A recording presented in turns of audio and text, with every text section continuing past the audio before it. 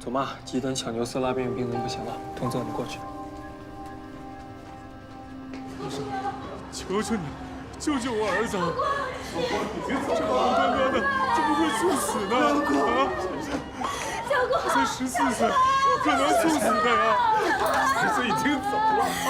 救救我的儿子！谁来救救我的儿子？宝已经走了。珊珊，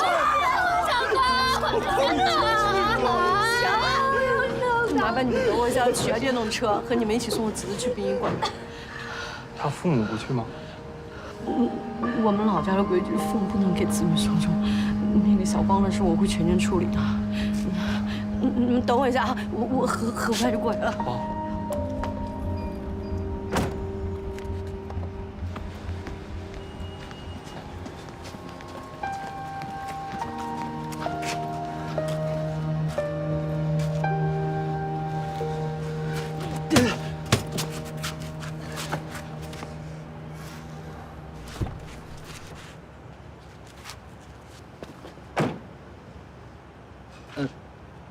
你们还没走啊？再等一个家属，马上。你脚不疼吗？没事。今天那个病人怎么样？做了气切，今晚应该没什么事儿，但以后肯定活不好了。我们离死亡太远，能平静面对死亡的人少之又少。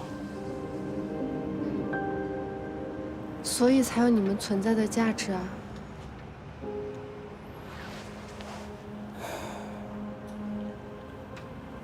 我刚刚看见那个病人在插管的时候，用口型对他女儿说了3个字：什么？让我走。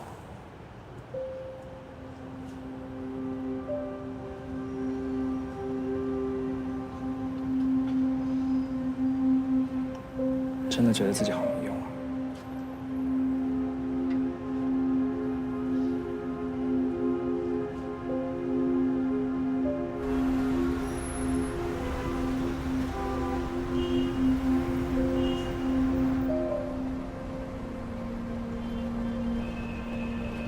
现在知道死是什么了吧？你看这条道儿，看见没？黑黢黢的，一直走到黑，这就是死。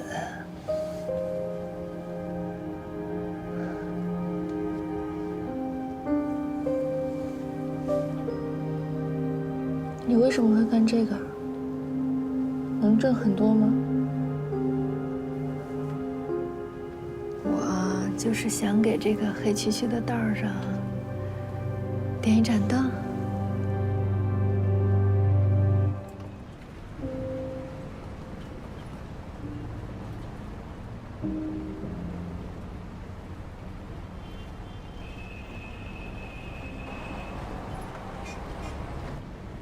杨林，你慢一点。哦。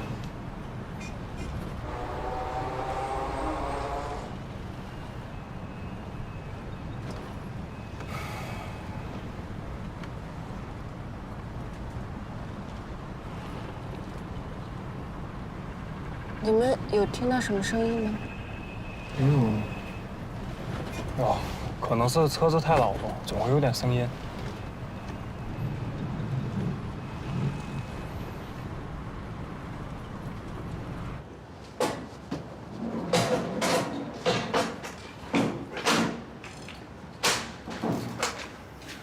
你和阿姨去办下手续。好。好，这就去。哇！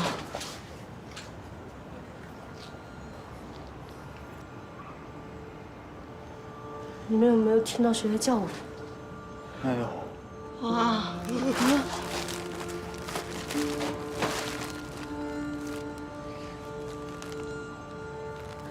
小花。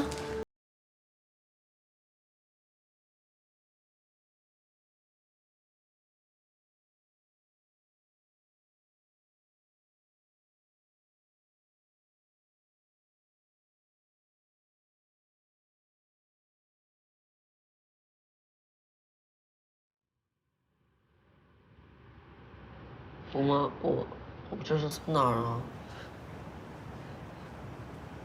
小光，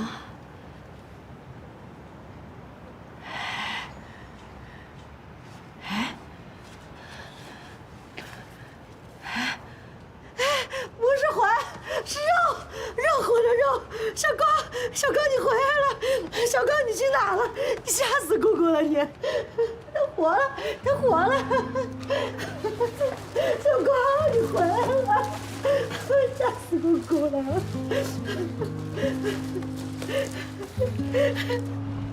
夜晚来临，路灯还未明，夜空的繁星照亮了拥抱孤独的我们。当医生为这并不常见的概率向家属表达歉意，当家属放弃追责，只是一遍遍地感谢这前所未有的奇迹时，我才第一次意识到，自己想要挑战高难度遗体化妆工作的想法是多么的荒唐。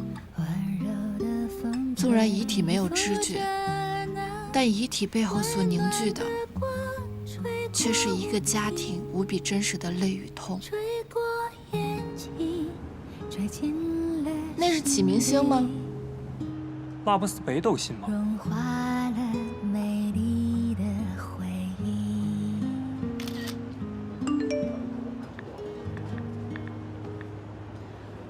我们今天遇到一个奇迹，先前那个心肌梗死的小男孩，呼吸和心跳都停止了。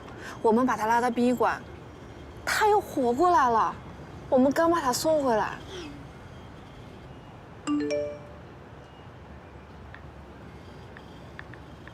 这是什么？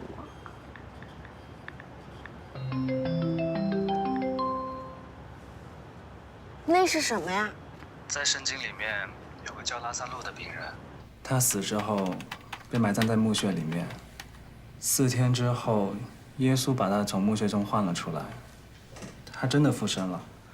后来就把这种死而复生的现象叫做拉萨路综合症，多半是跟低温、急救药物起效慢有关。一般很难发生，但一旦发生的话，已经能判断。原来是这样。我同事还非说他是因为阎王爷打了麻将开心，把他放回来了。怎么理解都行，人救回来就好。